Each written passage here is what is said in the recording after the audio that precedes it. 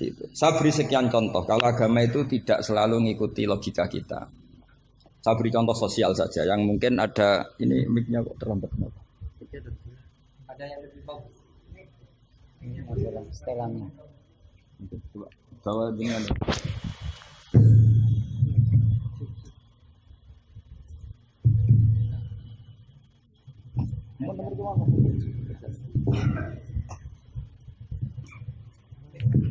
Listriknya cepat. Oh, Amin Gus. ini pengatur dia. Ini ikhlas. Oh ini ikhlas katanya. Bismillah saya teruskan. Saya memberi contoh logika sosial karena ini yang paling mungkin dalam perdebatan ijtihad. Kalau ubudiyah kan kita sudah taslim ya, cara sholat pasti seperti itu. Tapi saya beri contoh sosial. Menurut Anda jujur itu baik apa enggak? Kita pasti mengatakan jujur itu baik. Tapi kebaikan jujur menurut agama itu harus berbasis halal dan haram. Begitu juga senyum, begitu juga komitmen, itu setelah halal haram. Tadi saya sudah bilang sama Gus Hasan Sadili, akhlak itu di bawah hukum. Andai kan senyum itu ibadah, itu orang-orang nakal yang rayu lelaki hidung belang, itu semuanya tukang senyum. Kadang ustadzah sering merengut karena kurang bisyarah atau apa tidak tahu. Nah, nanti kalau senyum itu ibadah berarti mereka lebih sering ibadah karena sering senyum. Itu kalau sampean maling tidak konangan lapor ke pimpinan, mesti dianggap wah kamu bagus karena maling tidak konangan. Tapi ya bagus dalam konteks maling. Kamu judi kemudian kalah, kamu bayarkan sama yang menang. Kamu ya dipuji pejudi yang baik karena berkomitmen. Nah kita tidak pernah tahu sebetulnya kata baik itu harus berbasis syariat. Sehingga kita tidak pernah muji senyum itu baik, berkomitmen itu baik kecuali ba'da'an wa faqadzalika kullu syariat Rasulullah sallallahu alaihi wasallam. Sehingga istrinya Nabi itu diajarin syariat itu beda dengan logika. Jadi kalau mbak-mbak ini yang cantik itu sering senyum sama Ustadz ini Pak Khairuddin itu haram. Karena dia pasti GR dianggap cinta.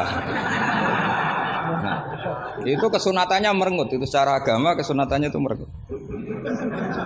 Apa bahasa Maduranya merengut tuh? Maro. Saya beri contoh, tidak betapa agama itu riwayat. Ya nisa an-nabi lastunna ka ahadim minan nisa ini taqaitunna fala takhdu'na bil qauli fayatma alladhi fi qalbihi marad. Wahai para istrinya Nabi, jika kamu ngomong sama lelaki lain fala takhdu'na bil qauli, jangan terlalu sopan. Takhdu'na itu dari kata khudu. Karena kesopanan seorang perempuan cantik pada lelaki yang enggak benar itu mesti ditafsirkan yang macam-macam.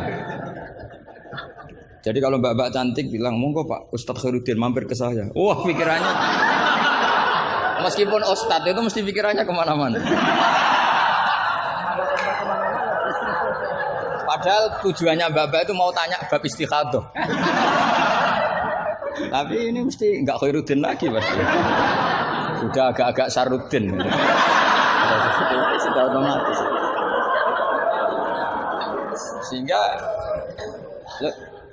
Sehingga aturan Quran jelas, kebaikan khudu, kebaikan sopan itu harus ada ukurannya.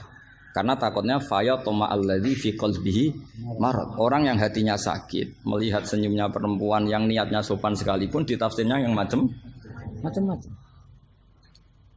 Itu juga fiqhul Quran.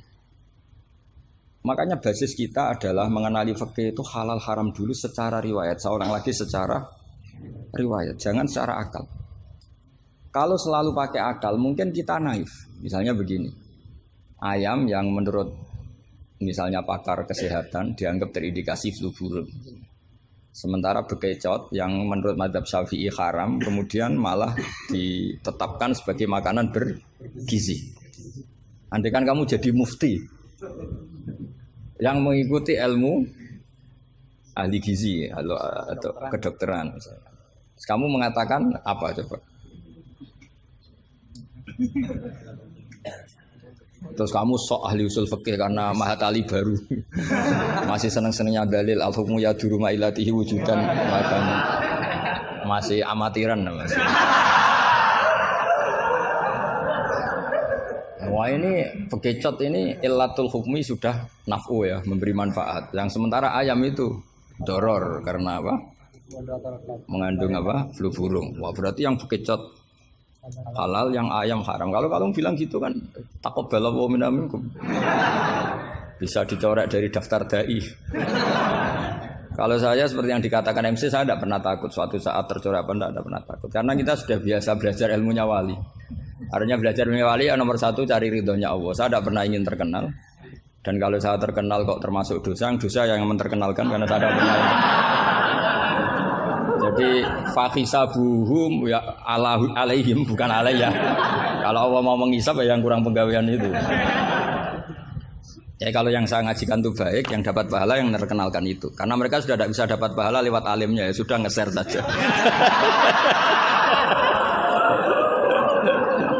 Daripada niru alimnya berat ya sudah nge-share aja itu. Sehingga tadi saya sempat rembukan sama Gus Hasan Sadili. Kenapa Rasulullah itu ngendikan bu istul utammima makarimul akhlak.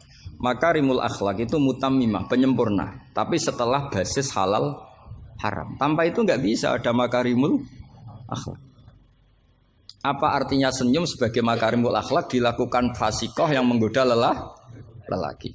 Coba lembaga-lembaga rentenir itu yang cantik-cantik itu tukang senyum enggak?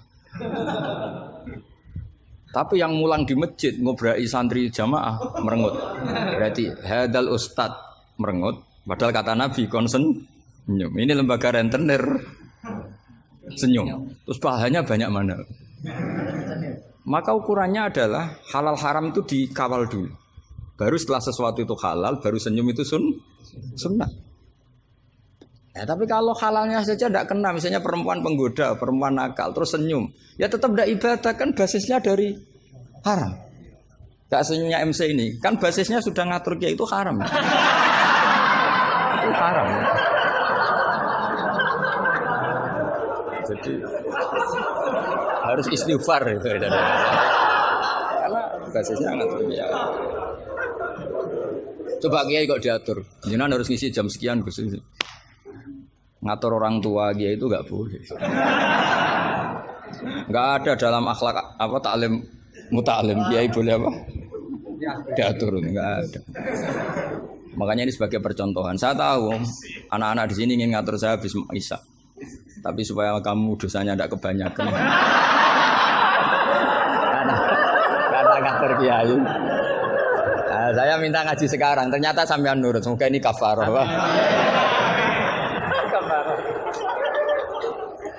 Nggak rileks saja karena khasnya ngaji santri itu rileks. Mulai dulu lama kalau ngajar tuh ya rileks.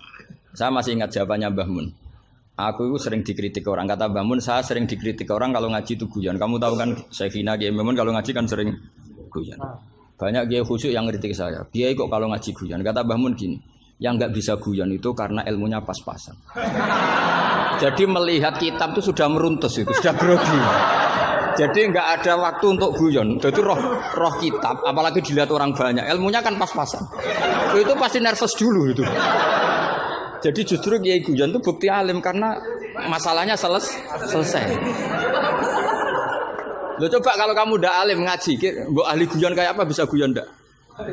Oh meriang ini ya jibu taya jubu ini. Sudah pusing. Ini ala kulli mukallafin apa mukallifin sudah pusing lagi. Lama-lama tadi, faman mau kote sapane wong saroko nyolong sapa man albedo tak ing anduk. Sampai muridnya bingung. Pak, saya punya anak endok. Karena ejaan Latin itu kalau tulisan pegon itu anduk sama endok itu sama. Dia bacanya albedo itu bukan endok tapi apa? Anduk. Terus kata kiainya karena gak mau kalah. Kan sama, nyuri telur ya haram, nyuri anduk ya haram. Karena nggak mau kalah ya. Karena temanya mencuri apa? Mencuri endok sama anduk kan sama-sama haram. Yang repot walillahi mulkus samawati wal ardi, Allah punya langit wal ardi lan bom. Karena dia bumi, dia bacanya bom. Ketika diprotes ya sama. Langit dan bom kan ya sama milik Allah. Wah ya repot. Ada orang seperti itu. Jadi untuk mengkaji fiqhul Quran itu pastikan status halal haramnya dulu. Tanpa itu basis makarimul akhlak tidak bisa. Seperti tadi, kesunatan senyum bagi seorang perempuan itu harus berbasis halal pada orang yang halal. Kalau ndak ya tadi fala takhdu'ana bil qauli fayatma alladzi fi qalbihi. Kalau istrinya Nabi saja punya aturan nggak boleh senyum-senyum baik-baik sama lelaki yang nggak jelas-jelas begitu. Apalagi yang nggak istrinya. Itu sudah tak tafsirkan. Dia tadi mbak-mbak yang senyum pada Ustadz Khairuddin mau tanya istikhadah tapi mesti GR-nya ini. Wah, berarti seneng saya. Itu kan parah. Itu fayat ma'alladzi fi qalbihi marad. Kalau marodonya santri paling banter ingin dinikah. Kalau marodonya orang nakal kan lebih dari itu keinginannya itu. Nah makanya ngaji fikih itu harus minimal itu ya mu'in, i'anah itu setengah hafal. Kenapa saya syaratkan setengah hafal? Kata ulama-ulama, belajar ilmu itu gampang. Kata beliau-beliau itu at-ta'ahul lil torfi, ya, belajar sebagian tapi sampai ta'ahul, sampai ahli betul. Semal ihtidak bibagihi. Kemudian dari kamu ahli itu pola-polanya akan kamu ketahui. Karena ilmu itu mesti polanya sama. Ya polanya itu sama. Misalnya begini, hukumnya bohong itu apa? Tidak sama jawab, hukumnya bohong haram. Itu termasuk amatir teman. Belajar usul pakainya amatir. Keliru. Kalau kamu jawab bohong itu ada yang wajib. Ada perempuan mau diperkosa sama orang fasik, lari sembunyi di rumah kamu. Terus orang fasik tadi tanya ke kamu, apa ada perempuan ke sini? Kamu wajib bohong atau wajib jujur? Wajib bohong. Makanya ini salah asuh ini mesti dulunya. Maka kalau dalam analisis usul fikih al-kitsbu ya'tarihil ahkam al-khamsah. Dalam bohong pun ada ahkam al-khamsah. Dan itu Nabi sudah memberi isyarat. Tidak termasuk bohong orang yang mendamaikan dua kelompok. Ada sekian contoh yang bohong itu enggak dihitung dosa. Makanya hadad-din ini butuh riwayat. Kalau menurut logika bohong itu haram. Tapi misalnya ada seseorang fasikoh, misalnya lonte nakal. Janjian sama hidung belang. Malam ini tak booking, kamu tak bayar. Itu wajib nepati apa wajib ingkar itu, Pak? Kalau kamu bilang nepati janji itu wajib, berarti ini wajib. Maka saya bilang tadi saya bukan sama Gus Sadeli. Coba ajarkan bahwa baiknya nepati janji, baiknya senyum itu harus berbasis halal dulu.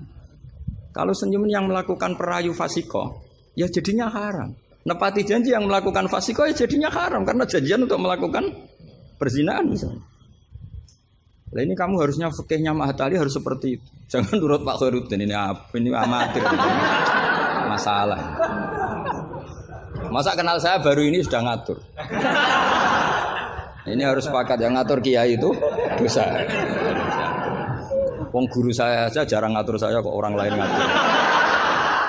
Itu Mbah Mun kalau nimbali saya mesti bahak takoki nak pas nganggur kontrine.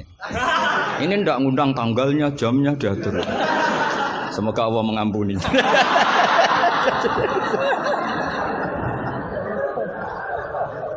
Ndak supaya Anda sadar bahwa di balik aturan-aturan prosedur juga aturan etika bainal ulama. Oke, aturan prosedur saya harus ngisi jam sekian. Itu aturan prosedur. Tapi aturan prosedur ini tidak mengalahkan hukum taklim mutaklim. Makanya semoga ngerubah jadwal ini bagian dari kafarah ya. Amin.